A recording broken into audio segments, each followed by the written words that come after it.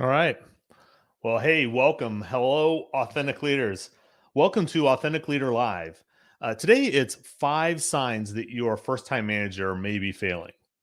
Now, first time managers, they realize that managing their team is different from what they thought it would be.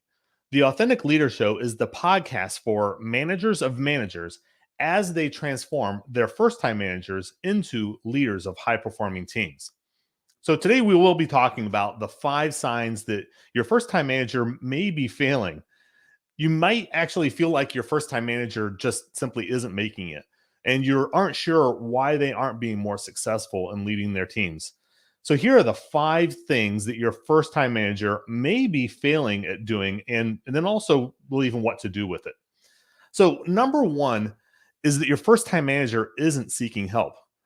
Now, my leadership clients will tell you one of the most powerful phrases that a manager can say is that I need help.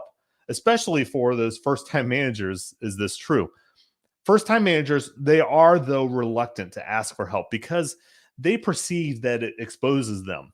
Now, I get it. I was also reluctant as I was a first time manager, and I continued to spin my wheels trying to pretend that I knew what I was doing. Everyone, and I mean everyone, including my peers and my team and even my boss, they knew that I didn't know what I was doing. But I was convinced that I was fooling them all. And of course, I wasn't. Now, for first time managers to admit that they need help is a first step, really, to ultimately being an authentic leader of high performing teams. The reason for having a team is to help those first time managers. Otherwise, of course, they wouldn't have a team. Everything your team is doing is helping the first time manager. And the team wants to help. It's really the only reason that you have a team.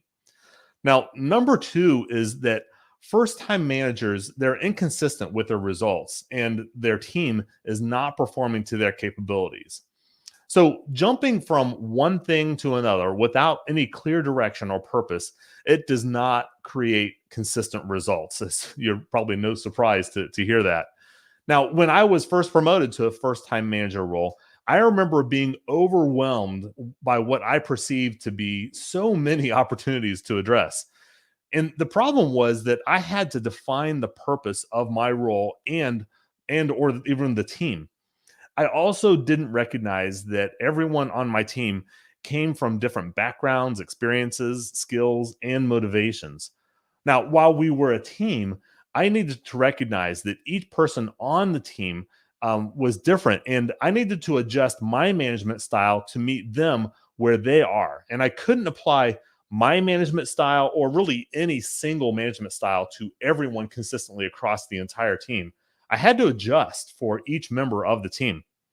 Now, number three reason that your first time manager may be feeling is that your first time manager isn't taking responsibility for the things that are going wrong, or they explain why it isn't their fault.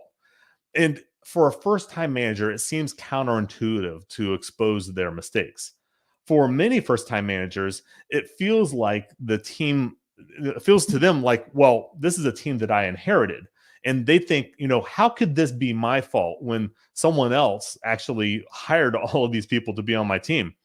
Well, the bottom line for first time managers is that it doesn't matter how they got the team or the people who are on the team. The real thing that matters is that they have them now.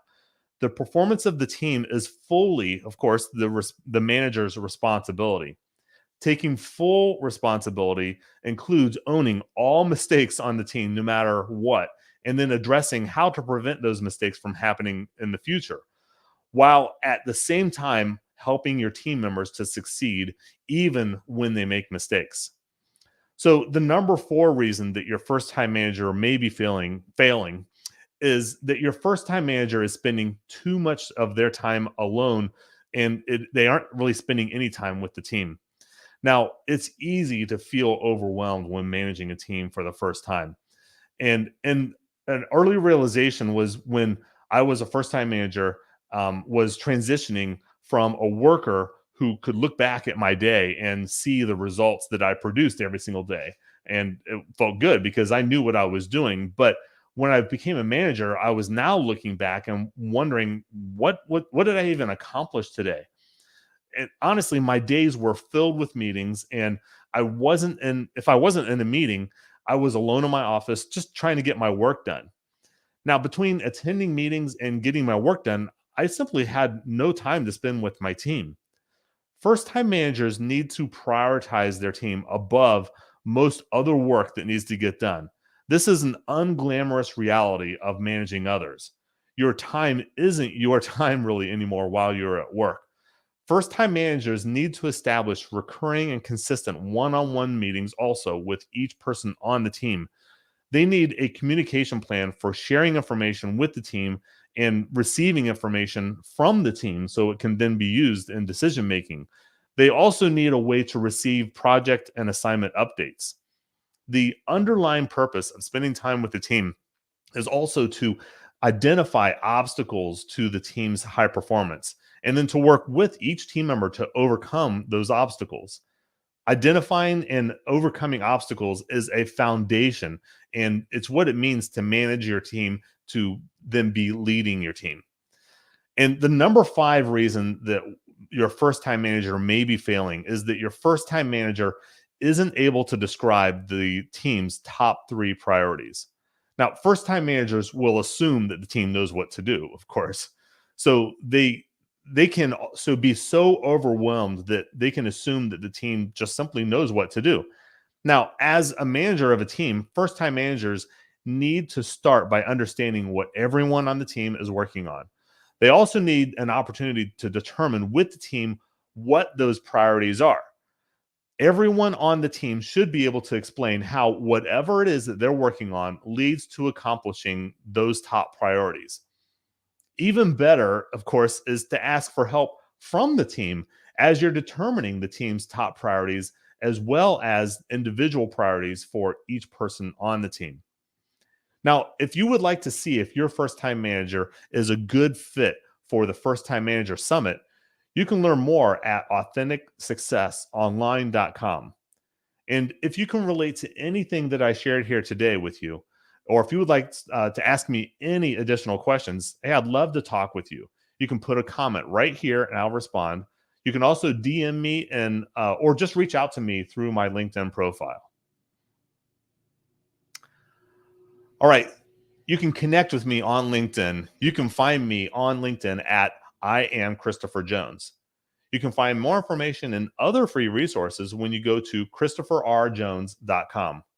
Hey, I want to thank you for joining us today. Come back next week for another episode.